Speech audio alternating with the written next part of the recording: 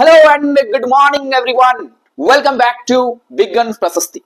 My dear friends, उम्मीद करते हैं आप लोग बहुत अच्छे होंगे, स्वस्थ होंगे और पूरा पैशंस के साथ, पूरा फुल पोटेंशियल के साथ आप लोग अपना पढ़ाई को कर रहे हो। क्योंकि दोस्तों ये स्टडी जो है ये सबसे पावरफुल वेपन है किसी भी चीज को चेंज करने के लिए। सो ये मोस्ट इंपॉर्टेंट पार्ट है आप लोग का लाइफ का, राइट? तो ये चीज आप लोगों को समझना चाहिए और अपने पेरेंट्स लोगों को भी समझना चाहिए कि क्या इंपॉर्टेंस है एजुकेशन का, क्या इंपॉर्टेंस है स्टडी का उसके बच्चों के लाइफ में। इसीलिए एक अच्छा शिक्षा देना पड़ेगा उन लोगों के बच्चों के लिए और इसके लिए एक सही गाइडेंस की रिक्वायरमेंट होता है। उम्मीद करते हैं आप लोग मेरे बात को समझ रहे हो कि शिक्षा जो है वो आप लोगों का व्यवहार को बदल सकता है, आप लोगों का एक अच्छा भविष्य निर्माण करने में मदद करेंगे। तो चाहे किसी भी मोड़ पे हो, चाहे कैसे भी जिंदगी चल रहा है, किसी भी तरीके से थोड़ा सा भी आंच नहीं आना चाहिए आप लोगों स्टडी के जर्नी में। आप लोगों का जो स्टडी का सिस्टम है, आप लोगों को पढ़ने का जो तरीका है, आप लोगों का जो भी जहां पर सभी पढ़ रहे हो वहां पर एकदम बहुत ही पोटेंशियल के साथ, धैर्य के साथ आप लोग पढ़ाई करते रहो। क्योंकि मुसीबतें टल जाएंगे, लेकिन आप लोग अगर उस टाइम पढ़ाई को छोड़ के मुसीबतों के बारे में सोच रहे होते तो बाद में जब मुसीबत टल जाएंगे तो आप लोग ये महसूस करोगे कि काश हम लोग उस टाइम पढ़ लिए होते तो अच्छा रहता, आज ये दिन नहीं देखना पड़ता। देखो प्रॉब्लम्स हम सबके लाइफ में चल रहे हैं। जो पढ़ा रहे टीचर्स उन लोगों के लाइफ में भी प्रॉब्लम्स होते हैं, जो पढ़ रहे बच्चे उन लोगों के लाइफ में भी प्रॉब्लम्स होते हैं, पेरेंट्स लोग उन लोगों के लाइफ में भी प्रॉब्लम्स होते हैं। बट डील करना आप लोगों को सीखना होगा कि कैसे इन लोगों को डील करके अपना काम को सही तरीके से कर ले। और आप लोगों के लिए अभी जो है स्टूडेंट्स लाइफ के लिए सबसे इंपॉर्टेंट महत्वपूर्ण जो काम होता है वो होता है स्टडी करना। और आजकल जो होता है बहुत सारे डिस्ट्रैक्शन आ गया है उन लोगों के लाइफ में।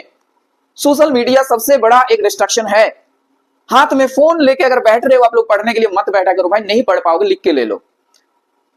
जब भी पढ़ने के लिए बैठ रहे हो फोन को आप लोग किसी और रूम में देके आओ, या तो पेरेंट्स को जमा कर दो कि हम पढ़ाई करने के बाद लेंगे अगर किसी काम रहा तो। आजकल देखते हैं बच्चे लोग हमेशा फोन के साथ बिजी रहते हैं, या तो कुछ मैसेज कर रहे हैं, या तो गेम खेल रहे हैं, या तो कुछ और कर रहे हैं। पढ़ने का कुछ इरादा ही नहीं। इवन कुछ बच्चे होते हैं क्लास में बैठ रहे हैं, क्लास में पढ़ रहे हैं, उस टाइम भी they are continuously using the phones. School में है, स्कूल में बहुत सारे स्कूल में बोलते हैं कि फोन अलाउ नहीं है, बट फिर भी कैसे उन लोगों के क्लास में फोन पहुंच जाता है आई डोंट नो। सीसीटीवी रहता है फिर भी बच्चों के हाथ में फोन्स रहते हैं। टीचर क्लास कर रहा है, पढ़ा रहे कुछ और बच्चे फोन्स में बिजी है। भाई इन लोगों को देखो अच्छे से, टेक इट सीरियसली। ये मॉडर्न जनरेशन किस दिशा में जा रहे हैं आप लोग थोड़ा इसमें गौर फरमाओ, नहीं तो बहुत ज्यादा दिक्कत होने वाले हैं। ठीक है, तो बहुत ज्यादा बात कर लिए क्योंकि ये बात करना चाहिए, इंपॉर्टेंट है।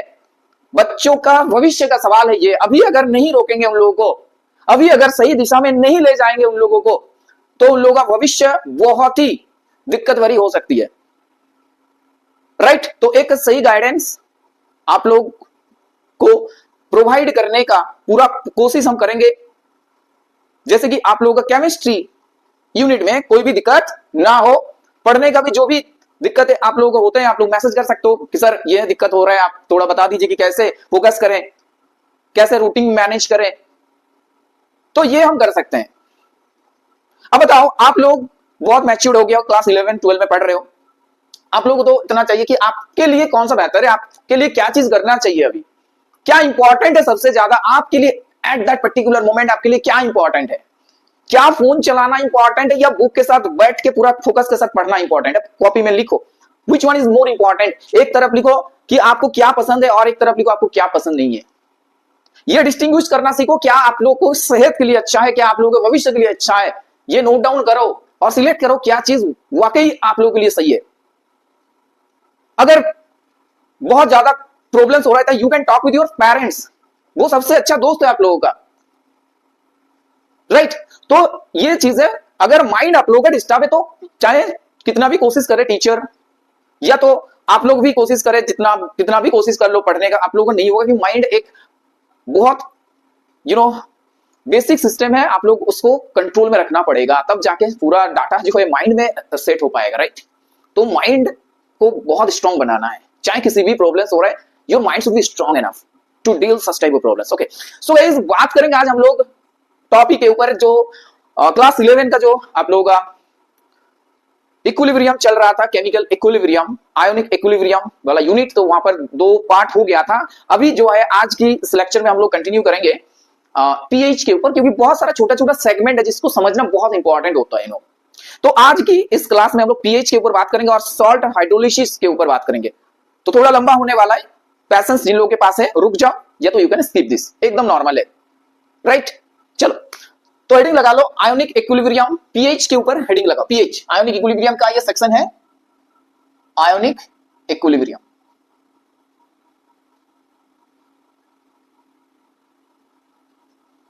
पीएच के बारे में हम लोग पहले आज बात करेंगे, उसके बाद हम लोग सॉल्ट हाइड्रोलिसिस में जाएंगे, ठीक है। सब सही चल रहा है एकदम, बहुत अच्छे से, कोई दिक्कत नहीं है। चलो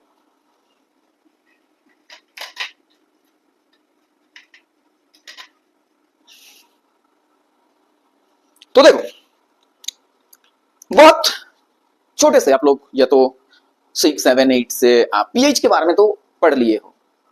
पीएच का एक टर्म्स आप लोगों के दिमाग में है ऑलरेडी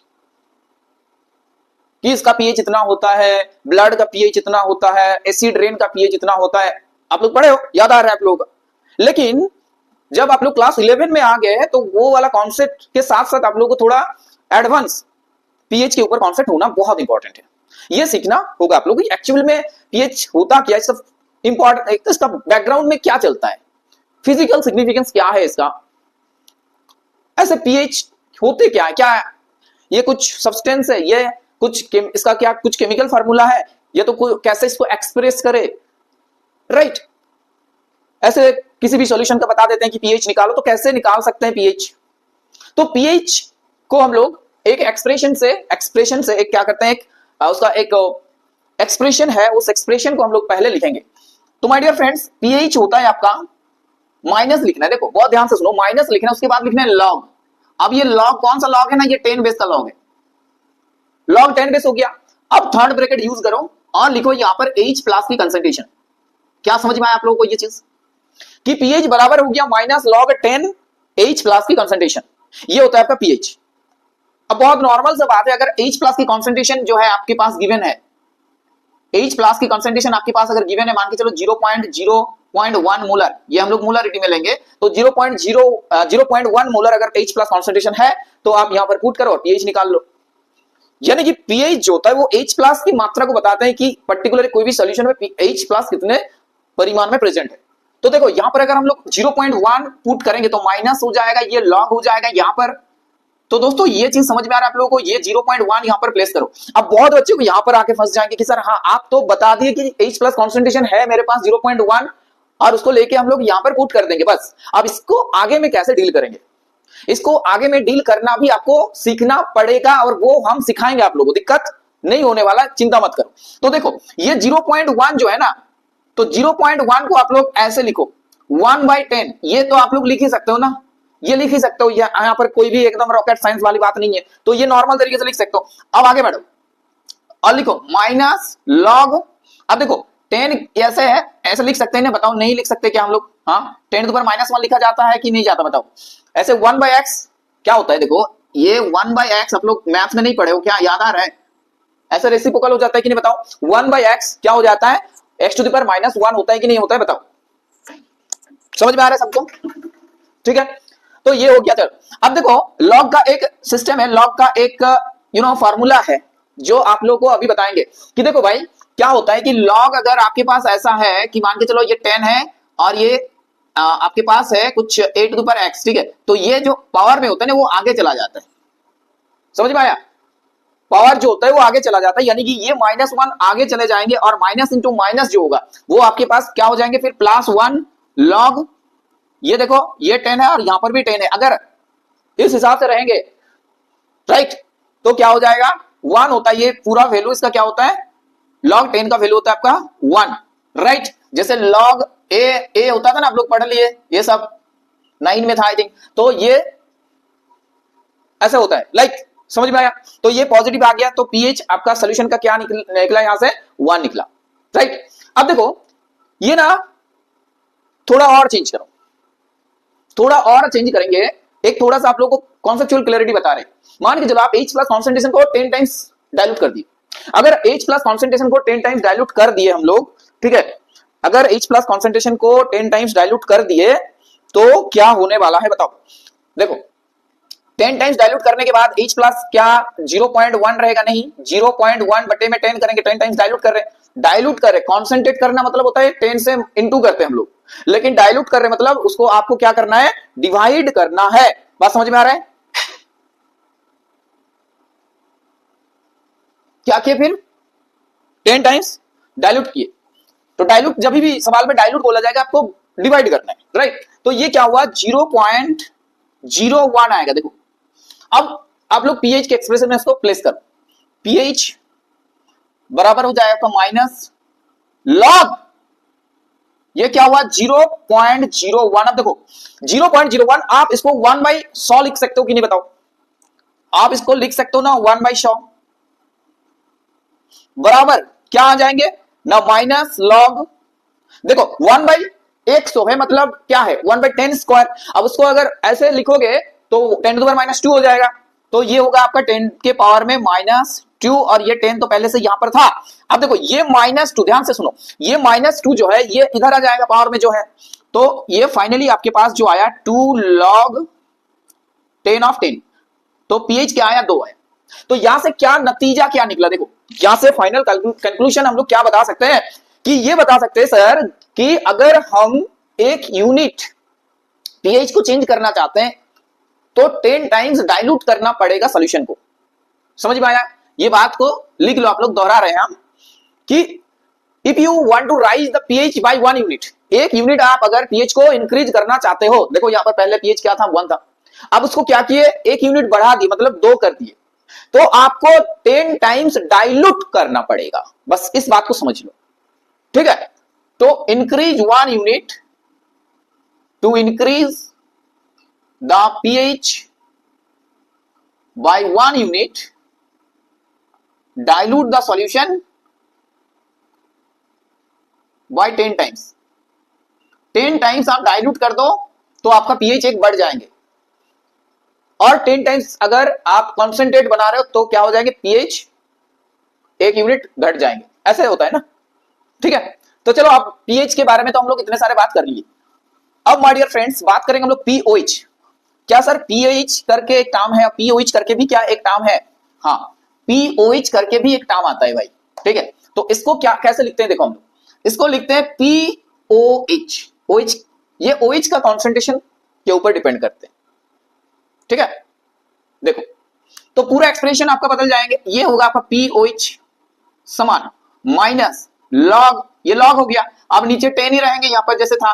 अब ये जो कॉन्सेंट्रेशन यहां पर लिखने जा रहे हैं ना हम लोग, ये आपका होगा OH माइनस का कॉन्सेंट्रेशन, हाइड्रोक्साइड आयंस का कॉन्सेंट्रेशन, जो कि बेस अल्कली से आता है आपका, तो OH माइनस का कॉन्सेंट्रेशन होगा यहां पर। तो POH कैलकुलेशन करने के लिए अगर पूछा जा रहा है आपको सवाल में, तो OH माइनस का कॉन्सेंट्रेशन आपको कैलकुलेट करना पड़ेगा, and after that you put the value over here, तो आपको मिल जाएंगे। समझ में आया? बाकी सब सिस्टम सेम ही रहेंगे। इसी में भी वही चीज करेंगे, अगर डाइल्यूट करेंगे तो pH चेंज होगा, एक यूनिट डाइल्यूट करेंगे, एक यूनिट अगर चेंज करना चाहते हैं तो 10 टाइम्स डाइल्यूट करना पड़ेगा सिस्टम को, ठीक है। समझ में आ रहा है?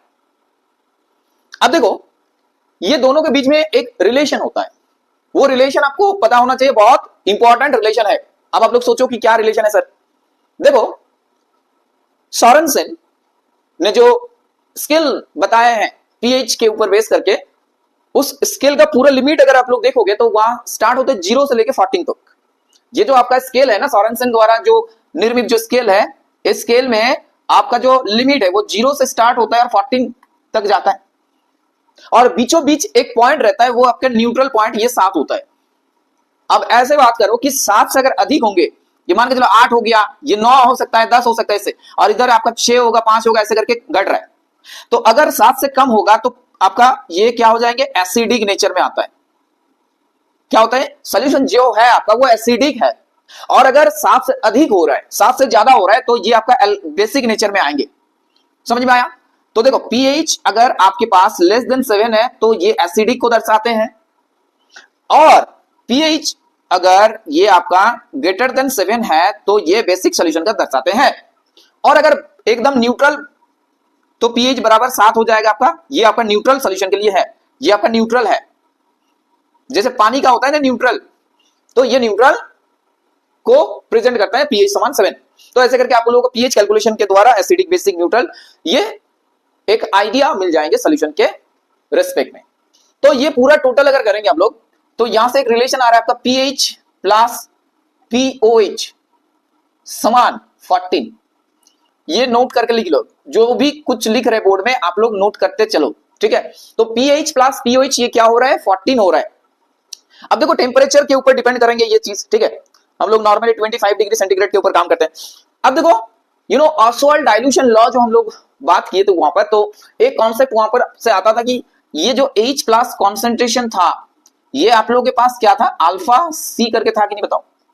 अब यही चीज अगर हम लोग यहां पर बात करें तो देखो ऑसवाल्ड डाइल्यूशन लॉ क्या था ना, अल्फा बराबर में था root under acid dissociation constant मतलब KA/C। तो ये अल्फा के जगह में अगर वो चीज लिखें तो ये चीज क्या आ जाएंगे, KA/C आ जाएंगे कि नहीं बताओ। अब बताओ ये pH के ये जो H प्लस कॉन्सेंट्रेशन है उसके प्लेस में अगर हम लोग ये चीज लिखे तो वहां पर से एक नया डेरिवेशन कर सकते हैं, वहां पर से एक नया अप्रोच में पहुंच सकते हैं, नया एक्सप्रेशन बना सकते हैं कि नहीं बताओ। तो बस वही करने जा रहे हैं। देखो pH आपके पास ये क्या है ना, KA है, तो माइनस लॉग ऑफ 10 ये रूट अंडर है KA/C है, ठीक है। ये बात समझ में आ रहा है आप लोगों को। अब देखो ये हाफ है, तो हाफ है मतलब ये पूरा हाफ आगे आ जाएंगे कि नहीं बताओ। ये पूरा हाफ जो है ये आगे आ जाएंगे और ये आगे आपका KA/C। अब देखो लॉग में अगर इनटू में रहता है तो क्या होता है, प्लस होता है। देखो अगर ये सब नहीं बताएंगे ना तो स्टूडेंट्स के दिमाग में जो डाउट है वो कभी क्लियर नहीं होगा, इसलिए हर एक पॉइंट को बताना चाहिए। तो देखो लॉग जो है, क्योंकि बहुत सारे ऐसे स्टूडेंट्स हैं कि पहले बार ये सब चीज पढ़ रहे हैं, तो उसके लिए एक ही वीडियो में पूरा कंप्लीट हो जाएगा फिर, तो इसलिए बता देना चाहिए। तो लॉग अगर m इंटू एन रहा, ठीक है, तो ये होता है आपका log m plus log n, यानी कि लॉग में अगर आपका इंटू है, मल्टीप्लीकेशन है, तो वो क्या हो जाएंगे, प्लस हो जाएंगे। अगर बटे में रहता है m/n तो वो माइनस होता है। ये बात आप लोगों को पता है। तो देखो K/C है, तो इसको आगे में ऐसे लिखा जाएगा कि नहीं बताओ, लॉग 10 KA, ठीक है। उसके बाद देखो माइनस ये एक साथ रह रहा है तो माइनस लॉग 10C हो गया, ठीक है। अब देखो एक बात आप लोग बता रहे हैं, ये माइनस हाफ जो है मतलब हाफ जो है कॉमन ले सकते हैं हम लोग, हाफ आप कॉमन ले सकते हो यहां पर। तो आपके पास ये आ रहा है minus log 10 KA minus log 10C। ये बात आ रहा है कि नहीं बताओ। अब एक चीज समझ लो अच्छे से, देखो कोई भी चीज माइनस लॉग ऑफ करके लिखते हैं, माइनस लॉग ऑफ 10, ठीक है, तो वो पावर ऑफ हो जाता है ना उससे। तो ऐसे में अगर आप लोग यहां पर वो वाला कॉन्सेप्ट लगाओगे तो माइनस लॉग ऑफ 10K को हम लोग PK लिखेंगे और माइनस लॉग 10C को क्या लिखेंगे, क्या लिखेंगे बताओ, माइनस लॉग ऑफ 10C को हम लोग क्या लिखेंगे आप लोग बताओ, लॉग, ये लॉग C रहने तो, बट आप यहां पर ये PK लिख सकते हो कि नहीं बताओ। तो half PKA minus log C, half common जो आ रहा है तो लिख सकते हो इसे। तो हाफ क्या आया, PKA माइनस लॉग C, ठीक है। तो ये देखो कब यूज होने वाला है ये चीज आपका, कि जब आपके पास जो एसिड है उसका डिसोसिएशन कांस्टेंट गिवन रहेगा और कंसंट्रेशन गिवन रहेगा, तो आप pH वहां से भी निकाल सकते हैं। बस ध्यान रखना है कि कौन सा फार्मूला आप लोग यूज करेंगे। अब देखो ये चीज ना आप लोग बेस के साथ भी कर सकते हो, तो वहां पर आपका PK भी हो जाएगा, फिर वो POH, फिर वो क्या हो जाएंगे, POH हो जाएंगे कि नहीं बताओ, POH हो जाएगा फिर वो, ठीक है, PKB के साथ अगर करोगे रिलेशन। तो नॉर्मली अगर बात करें हम लोग 25 डिग्री सेंटीग्रेड में, तो pH वाटर के केस में क्या होता है, pH बराबर POH होता है, ये आपका 7 होता है 25 डिग्री सेंटीग्रेड में। और अगर टेम्परेचर बढ़ा देंगे तो वो थोड़ा एसिडिक हो जाता है, यानी कि pH का जो वैल्यू होता है वो चेंज हो जाता है, 6 पॉइंट समथिंग हो जाए। तो ये स्केल जो है वो टेम्परेचर के ऊपर डिपेंड करेंगे। अगर ज्यादा टेम्परेचर करेंगे तो क्या होगा, वहां पर ये वैल्यू जो है आपका pH बराबर POH का जो वैल्यू होगा वो आपका चेंज हो जाएगा, 6.9 समथिंग ऐसा कुछ आने वाला है, ठीक है, 6 पॉइंट आपका 6.13 होगा ये, ठीक है 6.13। तो ये टेम्परेचर के साथ क्या डिपेंड करेंगे, ये चेंज हो सकता है, ठीक है। टेम्परेचर अगर बढ़ाओगे तो वो 7 से घट के कम हो जाएगा, ये चीज ध्यान रखना है थोड़ा। और स्केल का जो वो आपको बताया था पीएच और पीओएच के बीच में जो रिलेशन बताया था, पीएच प्लस पीओएच बराबर में का 14, ठीक है। ओके चलो, यहां तक बात समझ में आया आप लोगों को? पीएच कैलकुलेशन करना सीख जाओगे आप लोग। अभी देखो तो मोलरिटी में अगर कंसंट्रेशन गिवन रहा तो हम लोग क्या करेंगे, कुछ एग्जांपल से बताएंगे आप लोगों को। हाँ, और एक चीज देखो, ऐसा होता है कि आपके पास एक सॉल्यूशन है, ठीक है, बहुत डाइल्यूट है। वो क्या है? बहुत डाइल्यूट है, extremely dilute aqua solution, extremely dilute है, बहुत ज्यादा डाइल्यूट कर दिया, पानी डाल डाल के एकदम पूरा बहुत ज्यादा उसको क्या कर दिए, डाइल्यूट कर दिए, बहुत ज्यादा डाइल्यूट कर दिए सॉल्यूशन को। तो एक एक्सट्रीमली डाइल्यूटेड एसिडिक सॉल्यूशन है आपके पास, मान के चलो एसिड सॉल्यूशन है। तो देखो यहां पर आपको अगर टोटल, ध्यान से सुनो, total H actually H plus करके तो नहीं रहता, पानी के साथ ये लोग कोऑर्डिनेट बॉन्ड बना के H3O प्लस करके हाइड्रोनियम आयन करके रहता है, ये तो आप लोगों को ध्यान होगा।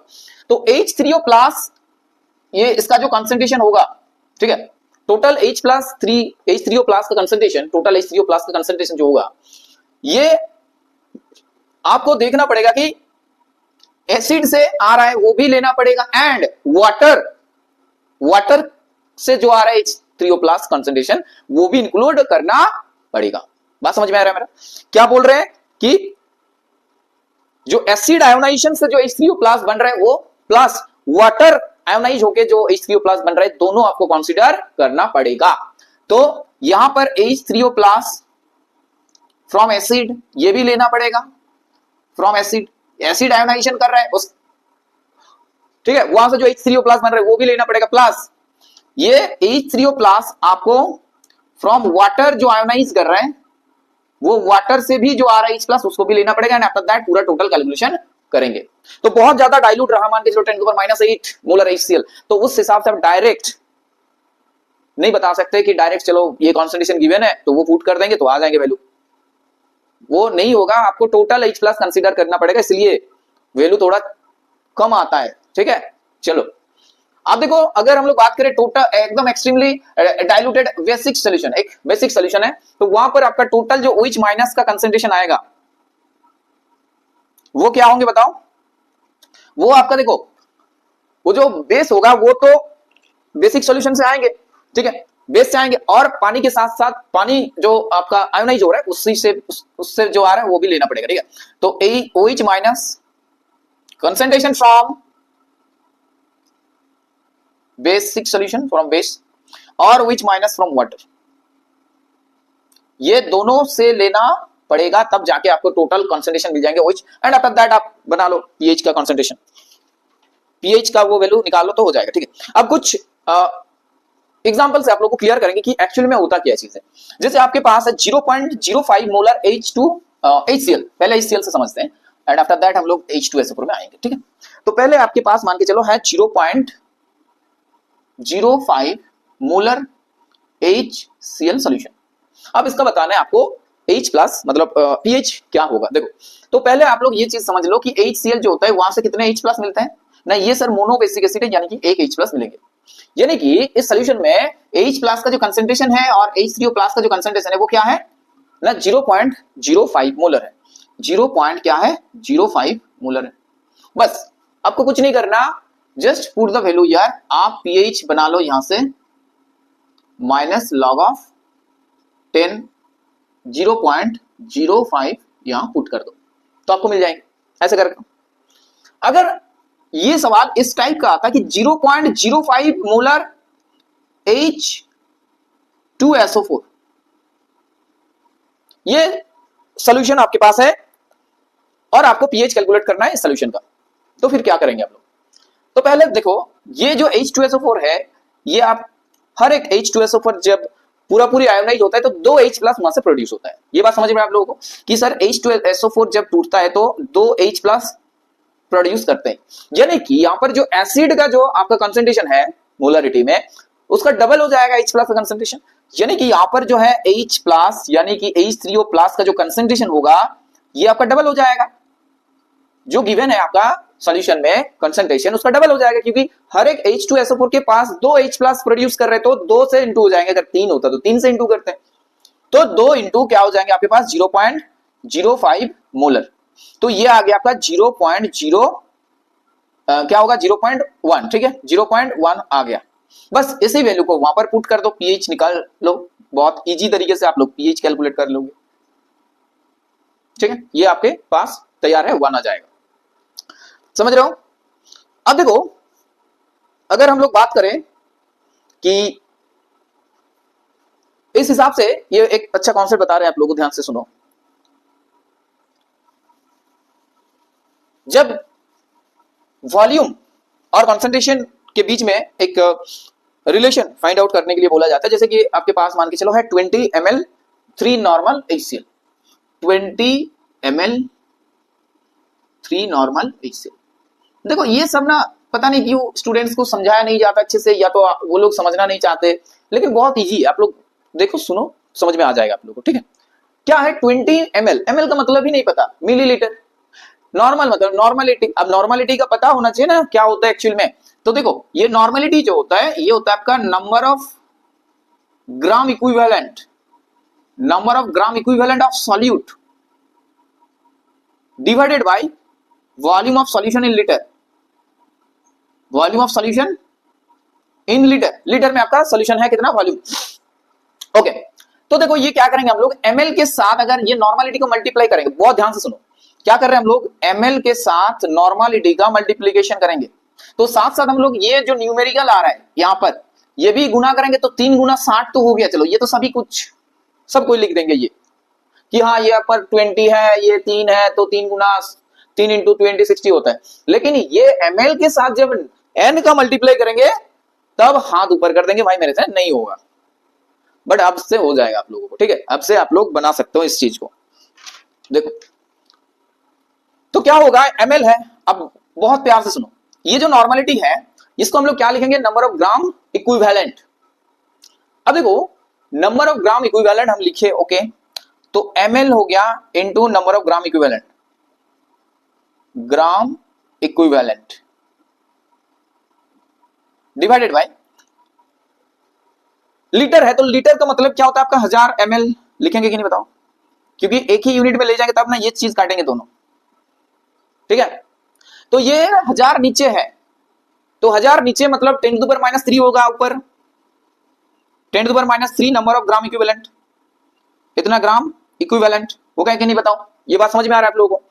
अब देखो ये जो है ना, ये मिली बोलते हैं ना इसको, मिली मतलब 1000 टाइम्स, उसका 1000 टाइम्स कर दो, मतलब 1/1000 टाइम्स कर दो, 1/1000 टाइम्स कर दो किसी का, तो वो मिली में होता है। जैसे 1 मीटर इज इक्वल्स टू क्या हो जाएगा आपका, 1 मीटर को मिली में कन्वर्ट करोगे तो वो जाएंगे आपका 1000,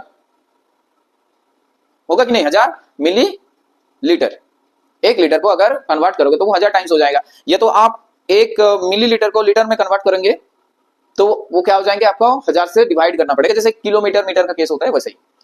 तो ये होगा आपका 10⁻³ तो ये चीज जो है, ये जो मल्टीपल फैक्टर है, इसको हम लोग मिली के हिसाब से बोल सकते हैं। क्या बोल सकते हैं, मिली के हिसाब से बोल सकते हैं। तो मिली इक्विवेलेंट इसको हम लोग बोलेंगे, क्या बोलेंगे, मिली इक्विवेलेंट।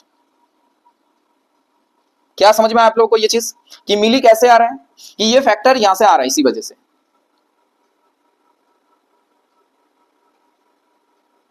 ठीक है। नंबर ऑफ ग्राम इक्विवेलेंट और volume of solution in litre, litre को हम लोग बदल दिए मिलीलीटर में, तो वो 10⁻³ फैक्टर आया, तो ये इसी वजह से ये मिली आ रहा है, ठीक है। तो चलो यहां पर क्या आया, मिली इक्विवेलेंट, ये आया आपका मिली इक्विवेलेंट। अब देखो ये अगर नॉर्मलिटी में नहीं देखे, अगर मोलरिटी की बात करते तो क्या होता, जैसे 20 ml 3 मोलर HCl की बात करते तो क्या होता वहां पर। तो मोलरिटी के ऊपर चर्चा करेंगे फिर हम लोग। 20 ml सेमी डिजिट ले रहे हैं, समझने में आप लोग थोड़ा मदद करेंगे। ये मोलर आ गया यहां पर, और ये आ गया HCl। अब देखो ये एक दूसरे को मल्टीप्लाई करेंगे, इसमें कोई दिक्कत नहीं है, तो ये 60 हो जाएगा। अब देखो इन दोनों के बीच में जब हम लोग इंटू करेंगे ml और मोलर को, तो क्या होता है, देखो ml इंटू मोलरिटी, तो ml तो ठीक है कोई दिक्कत नहीं है, इसको रख दो जैसे नॉर्मल था, बहुत ही छोटा हो जा रहे हैं, चलो m, अभी मोलरिटी का मतलब क्या होता है? देखो मोलरिटी का मतलब होता है कि number of moles of solute. एक सोल्यूशन है आपके पास, तो उसमें कितना मोल्स ऑफ सॉल्यूट डिसॉल्व है। 1 लीटर का आपके पास एक सोल्यूशन है, तो number of moles of solute, moles of solute कितना है, कितना मोल सॉल्यूट है उस सॉल्यूशन में, डिवाइडेड बाय सॉल्यूशन का वॉल्यूम क्या है लीटर में, volume of solution in litre. अब देखो वही वाला कहानी, तो ml into number of moles, तो ये चलो मोल्स कर दो, मोल्स कर दो, नंबर ऑफ मोल्स है तो number of moles divided by ये क्या हो जाएगा 1000 ml, तो ml कट गया ना, और ये 10⁻³ आएंगे इसे, इतना मोल्स, तो इसलिए इसको हम लोग क्या बोलेंगे, इतना मिली मोल। अब आप लोग ये डायरेक्ट करोगे, आप लोग ये अभी डायरेक्ट कर लोगे, सीख गए आप लोग कि जब भी एमएल के साथ मोलरिटी रहेगा, देखो बहुत इंपॉर्टेंट है, जो भी बच्चे जो जेई नीट का दे रहे हैं ना, प्रिपरेशन ले रहे हैं, उन लोगों के लिए तो बहुत इंपॉर्टेंट है ये।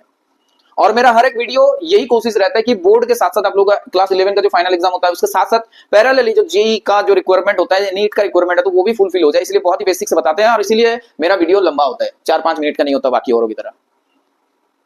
तो एक अच्छा वीडियो बनाने के लिए टाइम देना पड़ेगा। जो भी बच्चे आते हैं पढ़ने के लिए, चाहे 10-20 आए, कोई दिक्कत नहीं है, लेकिन सीखते हैं कुछ, ठीक है। तो चलो यहां पर हम लोग बात कर ले कि 60 जो है वो मिलीमोल्स आ गया, ऐसे करोगे। और अगर नॉर्मलिटी रहा तो ये करेंगे। और आप लोगों को अगले क्लास में, आई थिंक पिछले क्लास में बताए थे कि नॉर्मलिटी और मोलरिटी के बीच में क्या रिलेशन था, क्या बताए थे? अगर नहीं बताए तो फिर भी चलो बता देते हैं। नॉर्मलिटी होता है आपका n फैक्टर इंटू मोलरिटी, ठीक है। n फैक्टर आपका डिफरेंट टाइप ऑफ होगा, जैसे एसिड के लिए हम लोग क्या बोलते हैं इसको, बेसिसिटी, बेस के लिए एसिडिटी बोलते हैं। H2SO4 2 H प्लस प्रोड्यूस करता है, तो उसके लिए n फैक्टर आपका 2 हो जाएगा। सॉल्ट के लिए आपका देखते हैं हम लोग कि टोटल पॉजिटिव चार्ज कितना है और नेगेटिव चार्ज कितना है, दोनों में से एक ले लेंगे, क्योंकि एक सॉल्ट में जितना पॉजिटिव चार्ज होता है उतना ही नेगेटिव चार्ज भी होते हैं। सब कुछ सही चल रहा है एकदम?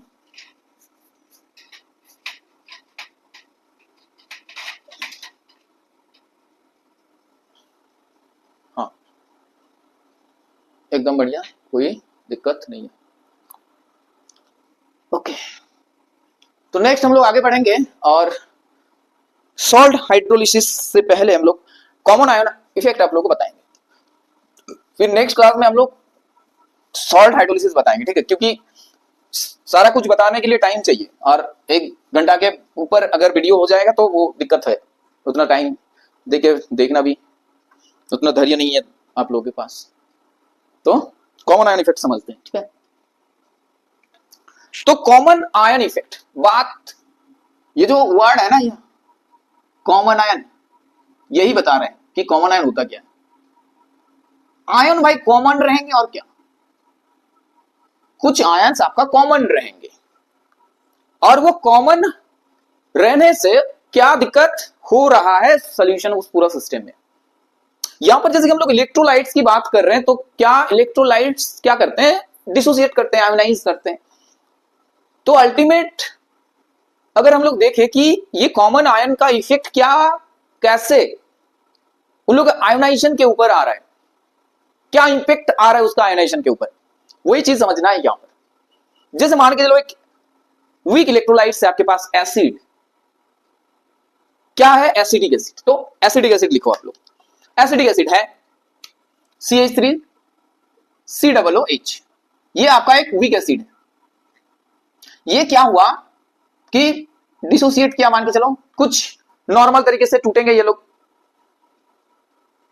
पानी के साथ है, H2 है साथ, तो क्या करेंगे ये लोग, टूटेंगे, CH3 COO माइनस बनाएगा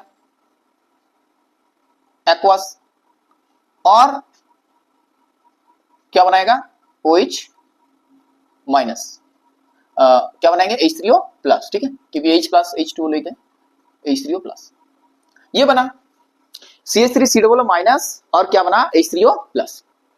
अब देखो एक एसिड है, तो उसका अगर सॉल्ट लेंगे तो वो सॉल्ट क्या हो जाता है, थोड़ा स्ट्रॉन्ग इलेक्ट्रोलाइट हो जाता है, तो ये आपका वीक इलेक्ट्रोलाइट है। ये क्या है आपका वीक इलेक्ट्रोलाइट, तो ये बहुत ही कम टूटेंगे, जैसे मान के चलो 100 है आपके पास, 4-5 ऐसे टूटे, तो वीक इलेक्ट्रोलाइट है, बहुत ही कम मात्रा में आपको क्या मिल जाएंगे, ये एसिडेट आयन और H प्लस। अब इसका सॉल्ट ले लो, इसका सॉल्ट मतलब CH3COO की बात कर सकते हैं हम लोग, ये है इसका सॉल्ट। अब ये सॉल्ट में देखो इक्विलिब्रियम साइन नहीं दे रहे क्योंकि ये पूरा पूरी कंप्लीट डिसोसिएट कर जाएंगे, इसलिए एक ही तरफ एरो है, बट यहां पर रिवर्सिबल साइन है। अब ये क्या है कि एक वीक एसिड का सॉल्ट है तो ये स्ट्रांग हो जाएगा, ये क्या हो जाएगा स्ट्रांग। स्ट्रांग मतलब पूरा पूरी फुल्ली क्या करेंगे ये लोग स्प्लिट करेंगे, आयोनाइज करेंगे और एसिटेट आयंस बनाएंगे। समझ में आ रहा है, एसिटेट आयंस बनाएंगे और साथ में आपको Na+ मिल जाएंगे। ये दोनों एक्वस है तो ऑब्वियसली ब्रैकेट में आप लोग एक्वस लिखा करो। अब देखो कॉमन है, कुछ कॉमन्स आ गया यहां पर। क्या कॉमन्स, क्या ये पॉजिटिव वाला यूनिट कॉमन आया? नहीं आया। तो यहां पर नेगेटिव यूनिट जो है यानी कि एनायन जो है वो कॉमन है। ये तो दिख रहा है ना यहां पर कि एनायन जो है ये कॉमन है यहां पर। अब क्या कॉमन होने में क्या हो गया, फिर कॉमन होने पे ये हुआ कि एसिटेट आयन का मात्रा बढ़ गया, सॉल्यूशन में एसिटेट आयंस का कंसंट्रेशन बढ़ गया। अब याद करो ला चैटेलियर को, क्या बताते हैं उन्होंने कि कोई भी कंसंट्रेशन अगर बढ़ जाए इक्विलिब्रियम डिस्टर्ब हो जाता है, और इक्विलिब्रियम क्या होता है फिर से रीएस्टैब्लिश होने के लिए वो आइदर फॉरवर्ड या तो बैकवर्ड डायरेक्शन में मूव करते हैं।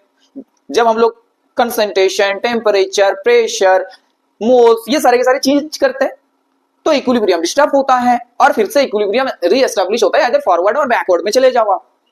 तो क्या दिक्कत हो रहा है यहां पर, देखो एसिडेट आयन की मात्रा बढ़ गया है।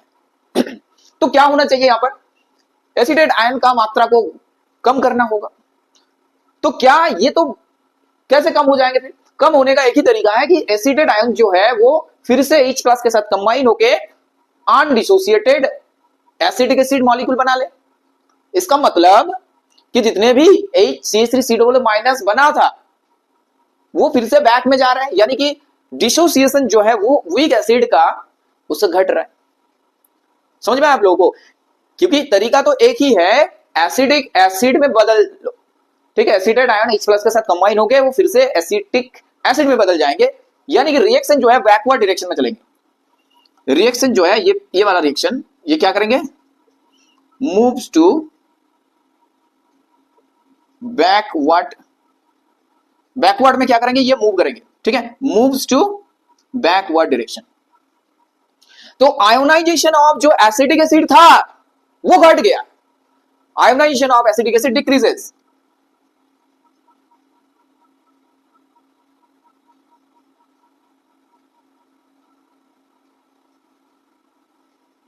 घट गया, और ये आप लोग ला चैटेलियर प्रिंसिपल के आधारित ये बता पा रहे, ठीक है। तो ये केमिकल इक्विलिब्रियम हम लोग पढ़ लिए थे, अब आप लोग ये चीज समझ लो अच्छे से, ठीक है। कहां पढ़े थे, इक्विलिब्रियम चैप्टर में पढ़ते ना, ला चैटेलियर प्रिंसिपल, याद आ रहा है कुछ। तो आयनेशन घट गया, ठीक है, डिग्री ऑफ आयनेशन घट गया।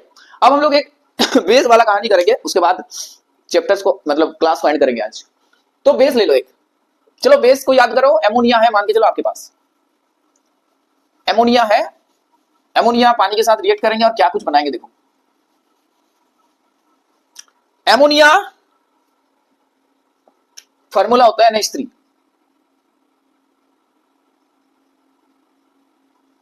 एमोनिया का फार्मूला होता है NH3, ठीक है। तो ये क्या करेंगे, ये बेस है तो H+ लेंगे, तो H+ लेने के बाद ये क्या बनाएंगे, NH4 प्लस OH-, ठीक है। ये चीज हो गया यहां पर, समझ में आया कि NH3 जो था वो बेसिक नेचर है उसका, वो H+ लेंगे, H+ लेने के बाद वाटर से H+ लिया, NH4+ बना और OH- एक्वस बना यहां पर। अब देखो इसका जो है NH3 का एक कॉमन आयन वाला एक सॉल्ट ले लो, एक सॉल्ट ले लो इसका जो कोई स्ट्रांग होगा, एमोनियम क्लोराइड एक सॉल्ट ले लो आप, NH4Cl एमोनियम क्लोराइड ये ले लो। और देखो ये क्या करेंगे, जैसे कि ये आयनिक है तो पूरा पूरी जो है वो क्या कर जाएंगे, डिसोसिएट कर जाएंगे, पूरा पूरी एक्वस में आ जाएंगे। ये एक्वस में अगर रहेंगे हम लोग, एक्वस लिख दो, तो पूरा पूरी स्प्लिट होने के बाद स्ट्रांग है तो ऑब्वियसली NH4+ एक्वस बनाएंगे और Cl- एक्वस बनाएंगे। पहले जो था, पहले सिस्टम जो हम लोग लिखे थे वहां पर क्या था, क्या कॉमन था बताओ ना, एसिटेट आयन कॉमन था, यानी कि जो नेगेटिव है ना वो कॉमन था। बट यहां देख पा रहे हो आप लोग कि प्लस जो है कैटायन कॉमन है। अब कैटायन कॉमन है तो क्या दिक्कत होगा बताओ? ये देखो यहां पर बहुत ध्यान से सुनो, ये जो प्लस जो है कॉमन है यहां पर, ये क्या हो जाएंगे? कॉमन हो गया, यानी कि सॉल्यूशन में आपका NH4 प्लस की जो कंसंट्रेशन है वो बढ़ गया, यानी कि इक्विलिब्रियम डिस्टर्ब हो गया। अब इक्विलिब्रियम डिस्टर्ब अगर होंगे तो उसको फिर से रीएस्टैब्लिश करना होगा। And all of you know this कि कैसे इन लोगों को डील करते हैं हम लोग, बाय यूजिंग द ला-चाटलियर प्रिंसिपल। तो रिएक्शन को क्या करेंगे हम लोग? बैकवर्ड में कर देंगे। तो NH4 प्लस जो एक्सेस में बन गया है due to the strong electrolyte NH4Cl की वजह से, वो एक ही तरीका है उसको रिड्यूस करने का। क्या करेंगे? वो NH4 प्लस OH माइनस के साथ रिएक्शन करेंगे और वो बैक में चले जाएंगे, यानी कि जो डिग्री ऑफ आयोनाइजेशन था, डिग्री ऑफ आयोनाइजेशन जो था, ध्यान से सुनो, वो घट गया। ठीक है, वो घट गया। तो बेस का जो डिग्री ऑफ आयोनाइजेशन था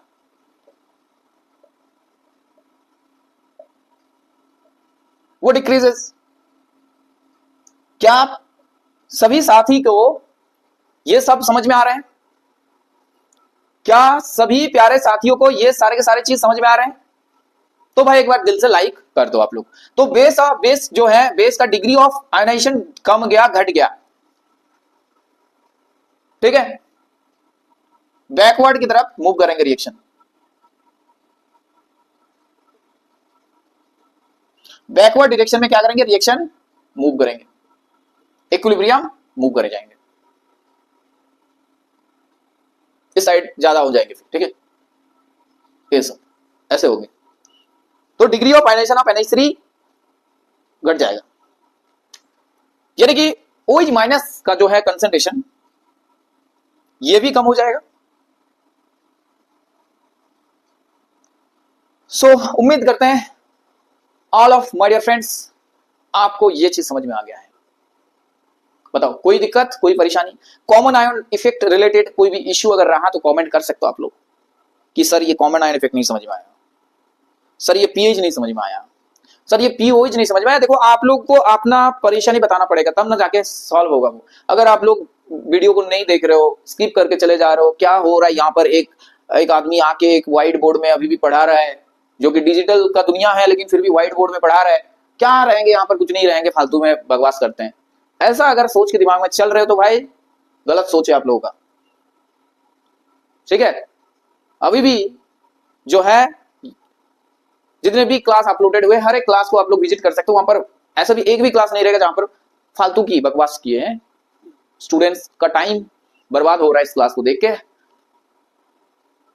शिद्दत के साथ, पूरा फोकस के साथ आपको क्लास देखना होगा, नोट्स बनाना होगा, समझने की कोशिश करना होगा, एक सीखने की इच्छा लेके, एक सीखने की मेंटेलिटी लेके आपको क्लास को देखना होगा। तब जाके आपको महसूस होगा कि हाँ ये रियलिटी में सर जो बोल रहे हैं वो सही है। ठीक है, और रेगुलर बेसिस में अपलोड हो रहा है। ऐसा नहीं कि आप लोग एक जनवरी मंथ में एक वीडियो अपलोड किया और एकदम लास्ट में जून में एक अपलोड किया, ऐसा नहीं हो रहा। आप लोग साथ साथ चल रहे हैं, जैसे कि आप लोगों को प्रिपरेशन में कोई भी दिक्कत ना हो। लेकिन क्या हो रहा है, स्टूडेंट्स की तरफ से बहुत ही लेस इंटरेस्ट दिखा रहे हैं आप लोग। ठीक है, ऐसा होता है कि एक महीना 2 महीने के बाद एक किसी को लगा चलो सब्सक्राइब कर देते हैं, चलो ऐसा होता है। लोग बहुत ज्यादा सोचने लग गए। आप सब्सक्राइब करने से भी सोचते हैं इतने सारे, वाह अगर सब्सक्राइब कर देंगे कितना पैसा लगेगा इसको। लाइक करने से भी हाथ रुक जाता है उन लोगों का। बट हम तो नहीं सोचते ना, 1-1.5 घंटा वीडियो पूरा दिन इन्वेस्ट कर देते हैं एक क्लास के लिए। तो चेंज योर मेंटालिटी। ठीक है, एक पूरा क्लियर विजन रखो कि क्या हो रहा है, क्या करना चाहिए, और अपना पढ़ाई कर लो। बस अभी के लिए इतना ही।